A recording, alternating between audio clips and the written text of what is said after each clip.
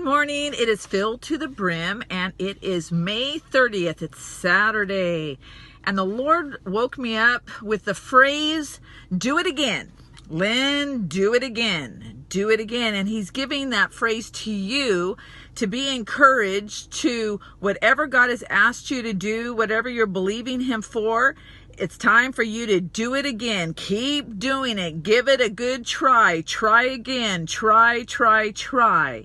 See, this is the thing. The Lord wants you to know that most times it's going to take more than once, more than one try, more than one prayer, more than one seeking, more than one knocking. It's going to take more than one try. And the truth is this, sometimes we get some form of perfectionist thinking that we try once and then should give up, as if that one try should be good enough. Well, whether it's good enough or not, let's leave that up to God. But there's something about being persistent that the Lord wants from us in our godly character, to persist in asking, to persist in seeking, to persist in knocking. He wants us to be children who don't give up and do not give up easily.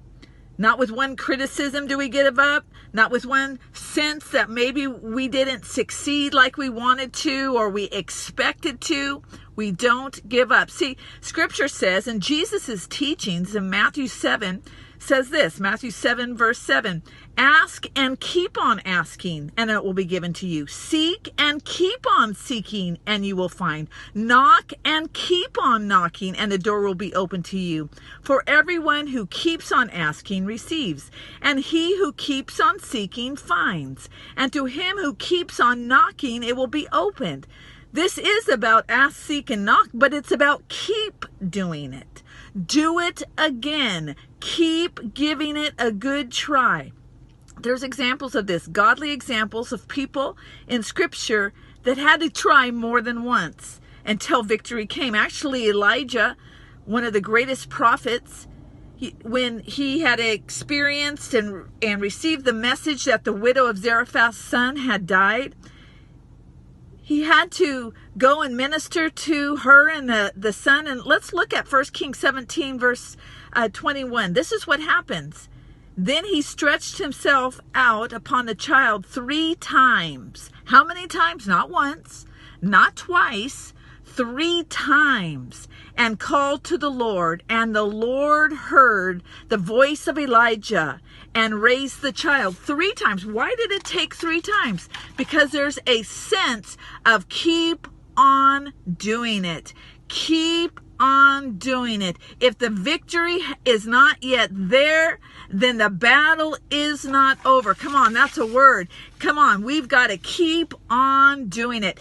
Elisha, at the end of his life with the King Joash, he was challenging Joash for victory, and he had told Joash to strike, to shoot the arrows, and Joash gives up after 3 times. And Scripture says that Elisha was angry at this king. 2 Kings 13 verse 19 says Elisha was angry at him. Why? Because he gave up.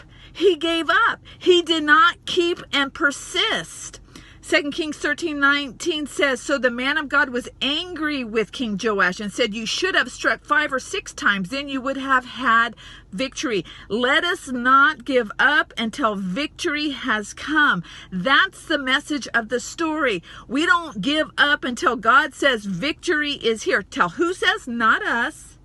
God says. We persist. We keep trying.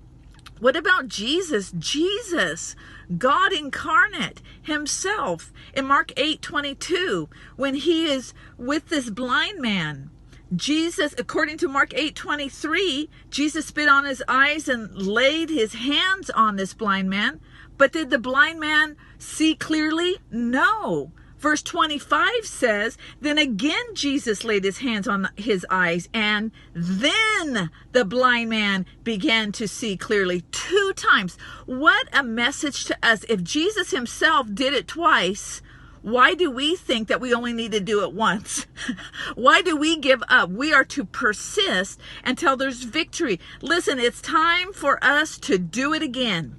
to do it again, to do it again. You know what? It could be very prideful for us to think that we only have to do it one time. And if it doesn't happen, I'm giving up, because it just might not be God's will. Do it again. Where does it say in Scripture, do it one time, and then if it doesn't happen, it's not God's will? It doesn't say that. Actually, Jesus' teachings is this: keep on asking, keep on seeking, keep on knocking. And you know, a lot of times people keep on asking because when we ask, it's in prayer, and we're in our private prayer room. We're locked away with the Lord. No one sees. There's maybe no visual to us.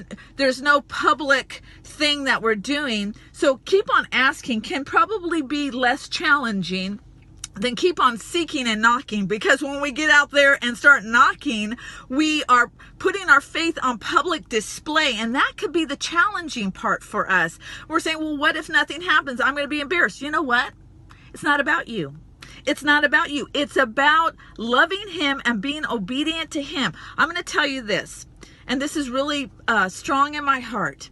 The persistency in doing it again has to do with the difference between people experiencing life and death, people experiencing either success or failure, between people experiencing light or darkness.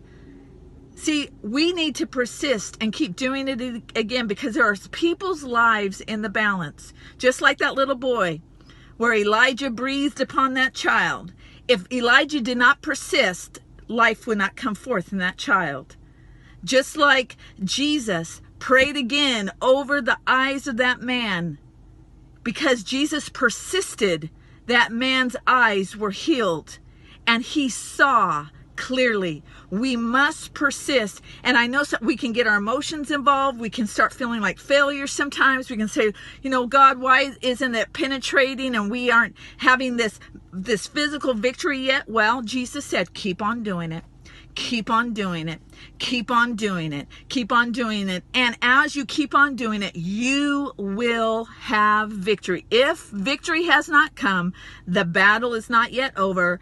Keep on doing it. Whatever it may be in your life, whether it be ministry, whether it be in your personal life, in your marriage, whatever it may be, God says, keep on doing it. Receive this word today. May it challenge you. I love you.